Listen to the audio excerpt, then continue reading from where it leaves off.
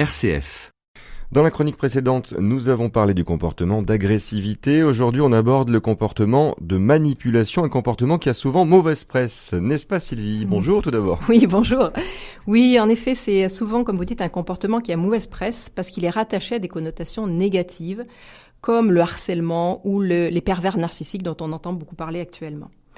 Alors, du coup, je vais vous donner la définition de la manipulation. C'est un comportement qui consiste à utiliser des moyens détournés ou non explicites pour atteindre ses objectifs et répondre à ses propres besoins.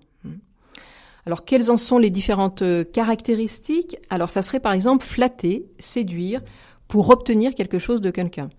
Un supérieur hiérarchique qui dirait à son collaborateur « Vous qui êtes la personne la plus compétente du service, la plus sérieuse, pourriez-vous, s'il vous plaît, prendre les nouvelles tâches qui nous sont attribuées ?»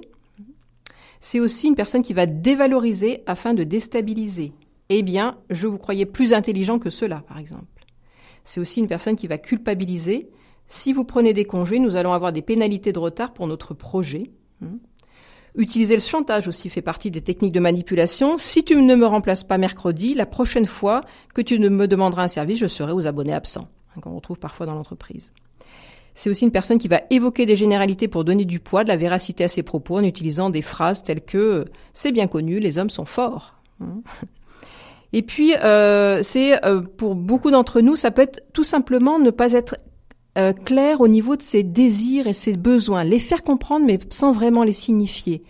Donc je vous donne un exemple, ça serait par exemple dire demain je pars en voyage, j'ai des dossiers à boucler, ça va être difficile. Donc on se plaint alors que l'objectif ça serait de signifier clairement son besoin d'aide, finalement. Alors, quelles sont les conséquences de ce différent comportement ? C'est une confiance qui va être brisée entre les deux personnes. Et puis, lorsqu'il y a une personne manipulatrice, je constate que dans les services, les personnes environnantes sont soit malades, absentes. Il y a un grand sentiment aussi de culpabilité et de dévalorisation. Alors, je peux vous donner un dernier exemple. Un responsable qui passe devant son collaborateur et qui lui dit « Vous devriez refaire votre CV ». Et puis, qui s'en va. Donc là, évidemment, le collaborateur se pose des questions. Est-ce que je vais être licencié ? Qu'est-ce qui se passe ? Est-ce que j'ai fait une faute ? Donc, il essaye d'obtenir un rendez-vous avec son supérieur hiérarchique pour en savoir plus. Il s'avère que le supérieur hiérarchique est très confus au niveau du discours, très désordonné, et le collaborateur ressort sans réponse. Manque de clarté, en gros, ça peut être un problème de manipulation. Oui, quand on sent que le discours est flou, confus, on vient pour quelque chose, on vient demander quelque chose, on ressort, on n'a pas de réponse. Et la personne nous a emmenés sur d'autres pistes finalement, quoi. Donc ça peut être un signe.